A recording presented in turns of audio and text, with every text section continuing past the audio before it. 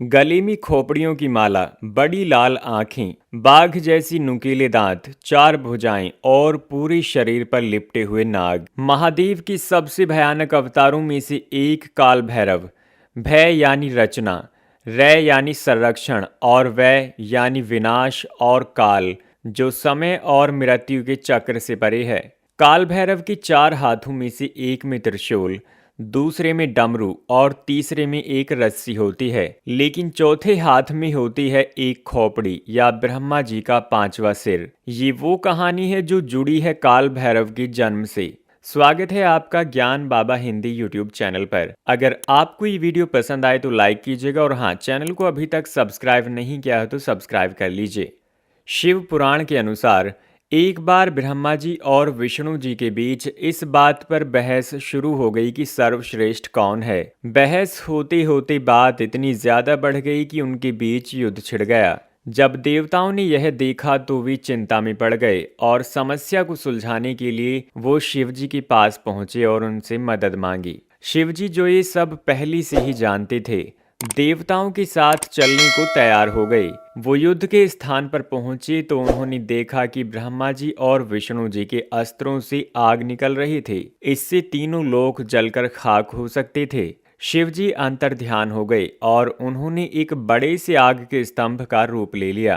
अस्त्रों की सारी अग्नि इस स्तंभ में समाहित हो गई। ब्रह्मा जी और विष्णु जी ने जब इस आग के स्तंभ को देखा तो वो हैरान हो गए। वे दोनों स्तंभ के छोर को ढूंढने लगे ताकि यह फैसला हो सके कि सर्वश्रेष्ठ कौन है। ब्रह्मा जी हंस के रूप में ऊपर की ओर गए और विष्णु जी वराह रूप लेकर निचला छोर ढूंढने चले गए। बहुत देर तक खोजने के बाद भी उन्हें दूर दूर तक स्तंभ का छोर नहीं दिख रहा था।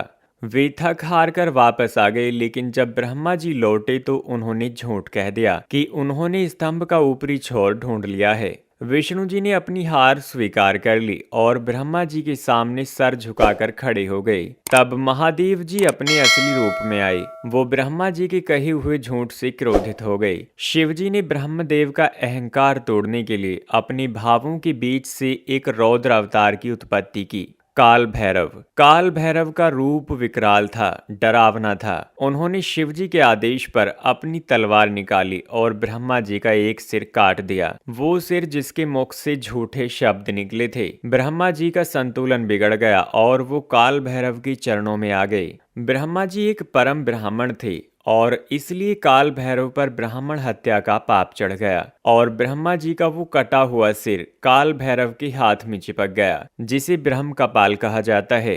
ब्रह्म हत्या के इस पाप से मुक्त होने के लिए काल भैरव अलग अलग तीर्थ स्थानों पर गए, लेकिन उन्हें कहीं भी मुक्ति नहीं मिली। आखिर में वे काशी पहुंचे। जैसे ही उन्होंने काशी की धरती पर कदम रखा, उन्हें ब्रह्म हत्या की दोष से मुक्ति मिल गई और ब्रह्मा जी का वो सिर जो उनके हाथ से जुड़ गया था, अलग होकर वहीं गिर गया। आज इस स्थान को कपाल मोचन तीर्थ के नाम से जाना जाता है और इसी जगह पर काल भैरव का मंदिर भी है।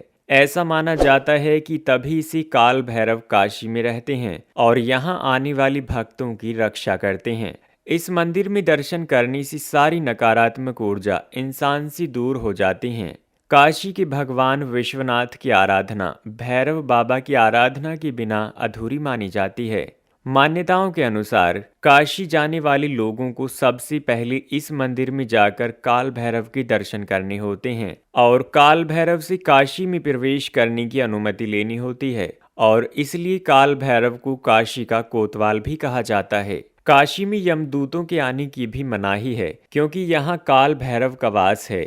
यहाँ पर मरने वाले लोगों का न्याय काल भैरव ही करते हैं, भैरवी यातना के रूप में। काशी के साथ साथ काल भैरव शक्ति पीठों की भी रक्षा करते हैं। जब देवी सती के शरीर के टुकड़ों से शक्ति पीठों का निर्माण हुआ था, तब शिवजी ने भैरव अवतार में इनकी रक्षा करने का प्रण लिया था। हर शक्ति पीठ के साथ एक भैरव का मंदिर स्थापित है, जिसकी आज्ञा के बिना कोई शक्ति पीठ तक पहुंच भी नहीं सकता। अगर आपके पास भी कुछ ऐसी कहानियां हैं तो हमें कमेंट सेक्शन में ज़रूर बताइए और वीडियो पसंद आई तो लाइक कीजिए और चैनल को अभी तक सब्सक्राइब नहीं किया है तो सब्सक्राइब कर लीजिए। मिलते हैं अगली किसी वीडियो में। धन्यवाद।